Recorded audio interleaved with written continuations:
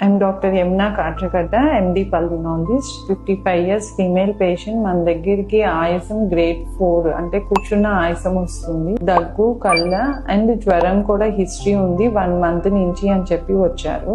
Already తను వచ్చేపటికి antibiotics వాడుతున్నారు, even క్యాన్లా కూడా పెట్టే ఉంది, అయినా తగ్గట్లేదని వచ్చారు. మనం ఈ పేషెంట్ కి సిటీ స్కాన్ చేస్తే తనకి బయోలేటరల్ గా ఎంఫైసిమాటస్ చేంజెస్ ఉన్నాయి, అంటే COPD అంటాము.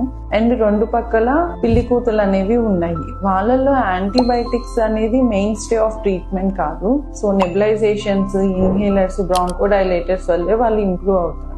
సో చాలా మంది పేషెంట్స్ వస్తూ ఉంటారు, మేము యాంటీబయాటిక్స్ తీసుకుంటున్నా, మాకు దగ్గు తగ్గట్లేదు, తెమ్మడి తగ్గట్లేదు అనేది. డయాగ్నోసిస్ అనేది వెరీ ఇంపార్టెంట్. సో అది ఏ ఇబ్బంది వల్ల వస్తుందో చూసుకొని దానికి మెడిసిన్ ఇస్తే వెంటనే క్యూర్ అవుతుంది. సో వాళ్ళు అడ్మిట్ అవ్వడానికి విల్లింగ్ అవ్వలేదు. 5 days మన క్లినిక్ వచ్చి మార్నింగ్ అండ్ ఈవినింగ్ నెబులైజేషన్స్ తీసుకున్నారు. Now she got improve.